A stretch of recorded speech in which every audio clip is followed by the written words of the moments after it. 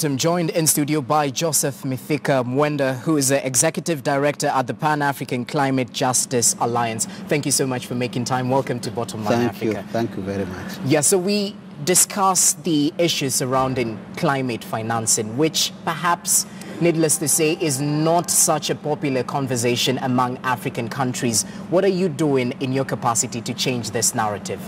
Thank you very much. The narrative of climate finance is just like the narrative on the entire climate change conversations, where many people do not understand the impacts of it in their livelihood efforts.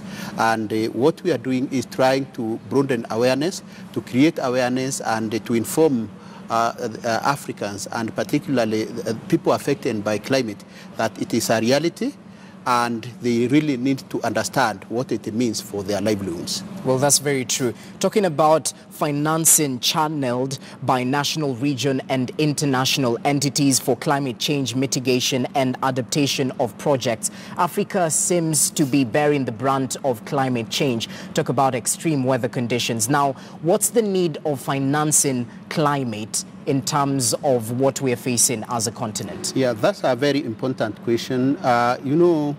There are several pillars of the climate change as it is known and under the international discussions. So pillar number one is adaptation. How are we going to cope with that problem which we are supposed to live with according to scientists? Number two is mitigation. How do we mitigate, or how do we reduce the impacts of this problem which are caused by human beings?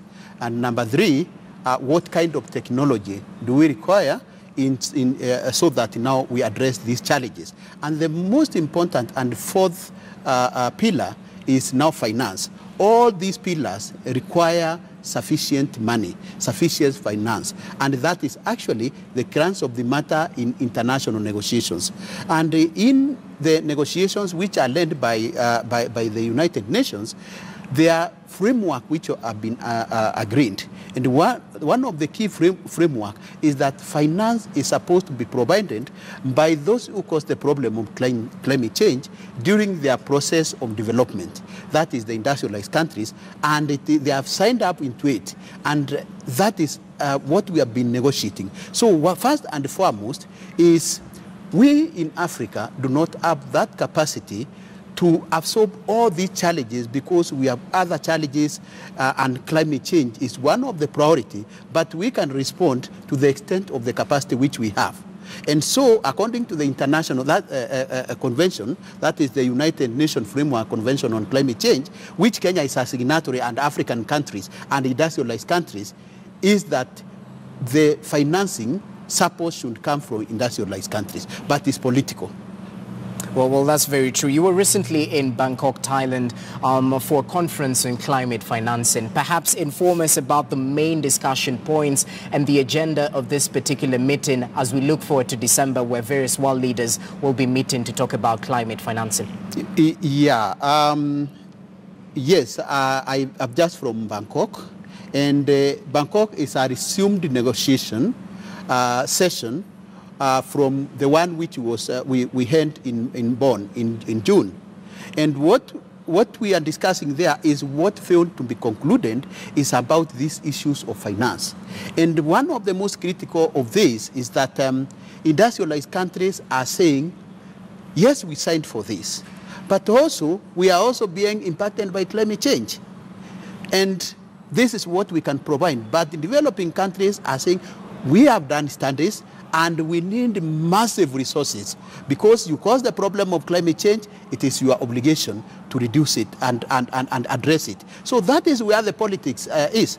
And actually, it is the global geopolitics. Climate change is one of the key priorities, topical issues in the world in terms of its importance in the world. And the question is then, and this is what we were asking, so you promised this as industrialized countries, but you have failed to honor your commitments. So where are we now? Can you tell us you are going to provide into what we agreed, or you are not going to provide? And one of the key issues now under discussion, and which is almost stalling the discussions, and in the next couple of days, actually it is ending on Saturday, is there under the Paris Agreement, there was what they are calling the quantified goal on finance. Now, by 2025, we have to provide over and beyond what we had committed, 100 billion US dollars, that is around 1 trillion Kenya shillings, within this particular period by 2020 per year. But now, even before we talk about the 100 billion, which they were supposed to provide, yet, and we don't know whether they have done, but if you go to their records, they have rebaptized what they have been giving and sent even the official development assistance is climate finance, which actually is against the principles of all this politics of climate finance. So what we are saying is, even before we even discuss this, because now we have to project ourselves and we signed into this, you have to tell us what is this quantified goal. And that is actually the most critical question there, which is stalling the discussions. And if we are not able to address that, among other issues of emission reduction, then we are going to have problems in Katowice, Poland, in December. In December. Well, even as we continue enunciating the need for adequate and predictable climate finance for developing countries, we recently saw the United States abstaining from this particular calls. And perhaps as we continue to highlight this issue of finance, which is very important, you can kindly highlight what African countries are doing, even as we definitely need to rely on industrialized countries who are causing these problems that we have to live with. What are African countries doing to actually combat this problem of climate change? African countries, actually, within that capacity which they have, they are doing a lot. We have put in place policies and a framework to be able to address and adapt and mitigate the impacts of climate change. For instance, under the Paris Agreement, there is what is called the nationally determined contribution for each country. African countries, though their emissions are negligible compared to the global emission production, is negligible. But now we have been compelled to state how much we are going to reduce under by this particular period. On adaptation, let me contextualize this, for instance, for Kenya. We have the National Climate Change Policy. We have just recently, we concluded the National Climate Change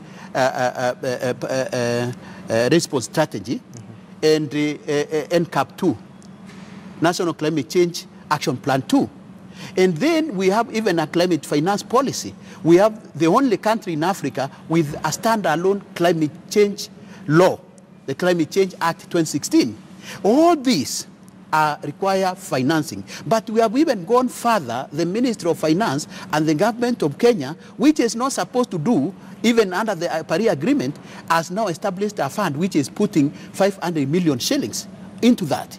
So we can do up to the extent which we can do. But the problem is we do not have capacity. Let me give you again an example now, contextualizing that in Kenya. We are now with a bull borrowing money everywhere.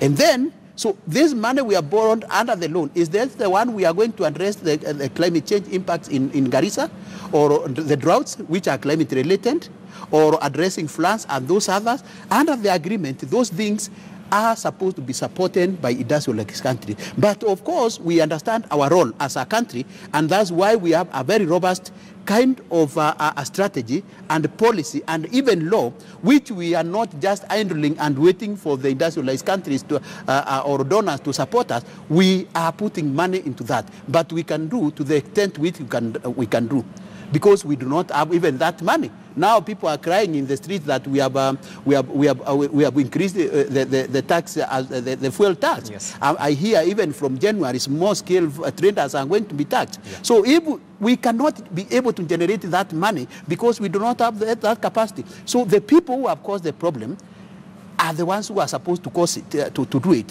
Just finally, when disaster appears, for instance, I want just to refer to the New Orleans in U.S., okay, which was hit by Hurricane Katrina. Mm-hmm. When that happened, and that is the difference between us and industrialized countries, America, the US government was able to mobilize very quickly to address that disaster. Just imagine it was in Mombasa. What could have happened? It's only that we could have called for international support and a relief organization to do it.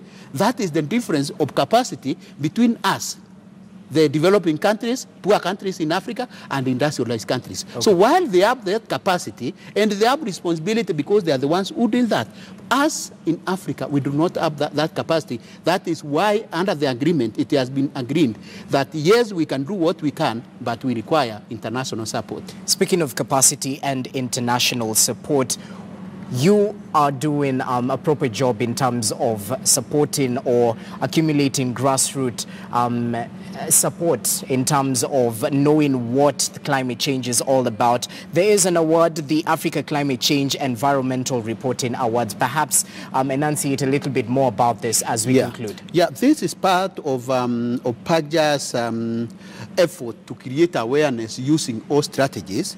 You realize that you are a journalist, but you don't understand these things. Yet, you are the ones who are supposed to simplify this so that the broader public can understand the intricacies and the challenges which are brought by climate change. They are at the grassroots there, but people do not understand. They cannot relate it. So what we are doing is trying to encourage now reporters and mainstream reporters, not only, and you know, they are just limiting this to environment and science only. The climate change is not about science, it's about economy, it's about livelihood, it's about agriculture, it's about fishery, it's about pastoralism. So we want to broaden. So what to do that is really to put it at the mainstream. And the way to do it is we thought that we need to have a scheme to promote that on journalists. So first, on the media. So first, we started this scheme in 2013, and we have been trying to bring on board journalists, and it's like a award scheme, okay. And actually one of the most lucrative schemes in Africa on reporting on these issues of natural resources and climate change and environment. And now we have the fourth edition coming during the Conference for Africa Climate and Change in Africa, which is going to be held here in Nairobi. I'm very delighted because the first one we received less than 200 okay. Entries. Right now, we have so much overwhelming entries from Africa such that we are not able to sort them out. Right now, we have counted up to 427 from journalists across 32 countries in Africa, from Francophone Africa and from Anglophone, from English-speaking countries. Okay. And this is the only way to do if we can able to address climate change, because information is very, very important, and we believe that media can play a very important role in this. And we also thank the Standard Group because of we are partners in this year's edition. Okay. Thank you so much. Truly, as you've just said, the media is very important in terms of passing information. And thank you so much for making time. Joseph Mwenda, who's the Executive Director of the Pan-Africa Climate Justice Alliance, talking about climate financing, even as our forum on climate financing is currently ongoing in Bangkok, Thailand, as a precursor to what is expected in December in Poland. Thank you for making time.